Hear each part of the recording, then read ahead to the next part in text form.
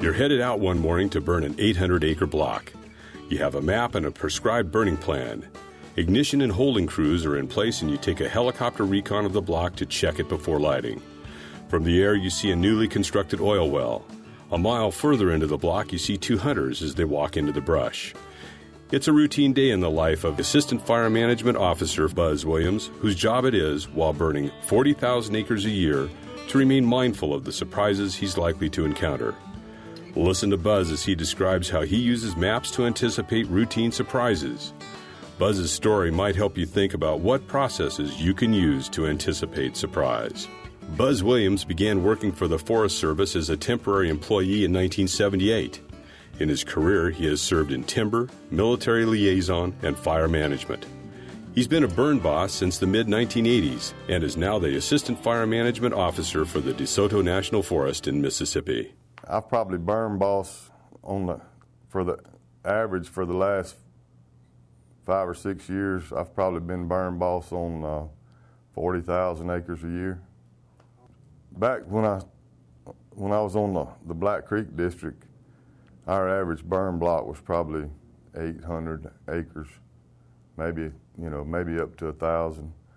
And of course, now we've tried to increase that to, I guess, closer to 1,500, and we do blocks, as big as 4,000. Mm-hmm.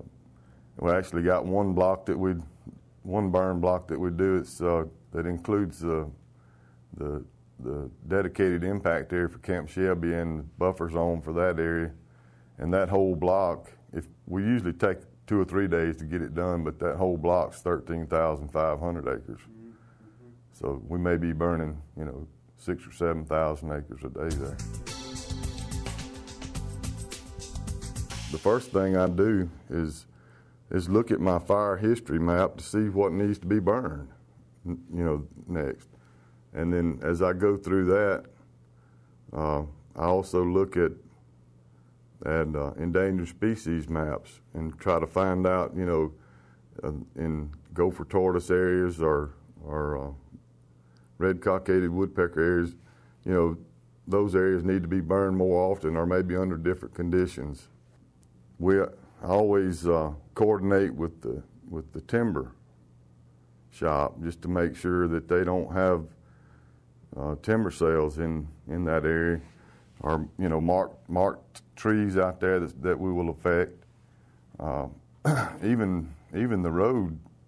Basically, you have to coordinate with all the other shops in the Forest Service, mm-hmm. just to make sure that you're not going to be affecting what they're doing. So. And, there's all kind of stuff out there that a new person that's not from that area and hadn't been there for 25 years like I have, wouldn't know just by even looking at the map. Yeah. There's little cemeteries and little special uses and progeny test, all kinds of stuff. It's kind of unique with the military operation there. So the military owns land that's scattered throughout the district. And so we got an agreement with them in the special use permit that we, if we can work it out and coordinate with them and they usually like for their land to be burned too. So we have several areas that we all call them no plow areas or dud areas that are from World War II. And of course, we have all those identified on maps, and all the local ICs and burn bosses know where they are. So if some of those are in a burn, of course, the first thing you can't do is go out there and start putting dozer line through it. And so, that's some more of that pre-planning.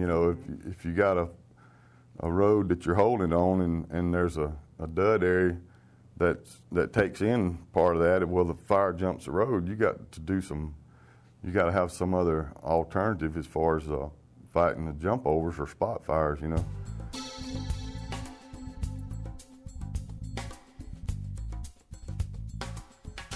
Well, I like to take a map of the area, take a map of the burn block and, really look at it and identify anything new that you see out there that's not on that map. because, like, it's a possibility that you may be handing this burn off to somebody else, or maybe somebody with less experience on the district, or that may not know about a lot of things that I know about that's out there. Make sure that that's identified on the map, so whoever, and even if you're doing it yourself, it just reminds you of what's there when you get back out there and you got a lot of other stuff going on the burn. If you're looking at that map, that'll just prompt your memory to, that you got to take care of that.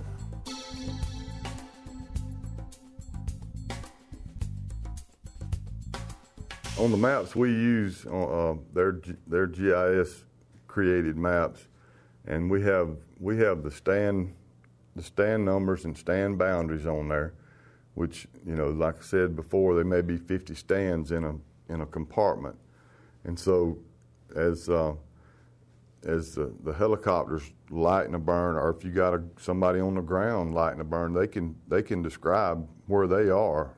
If they're in a stand, if you know how to read these stand numbers and the stand boundaries, then it's really easy to get around in the woods just by having that map with you and being able to describe to me where you are and what you need to know.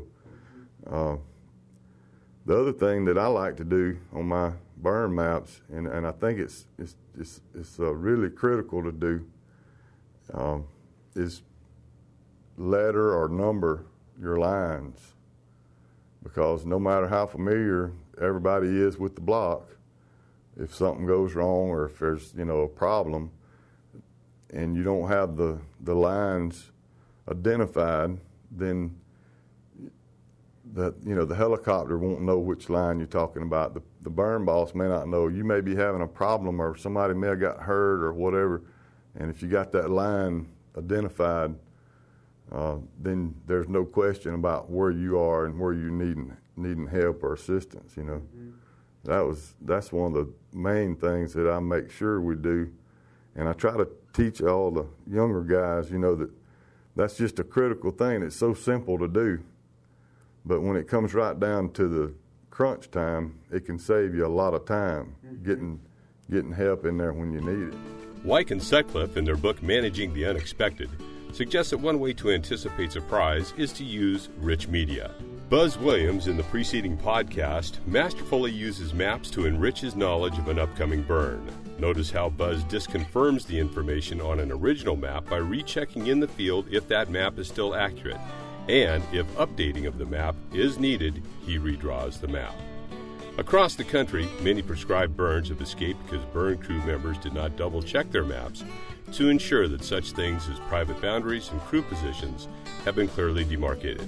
Pause for a moment. Ask yourself how you use maps. Do you trust them just because they are official looking, or do you distrust them, ensuring that the map actually describes the territory as it is today?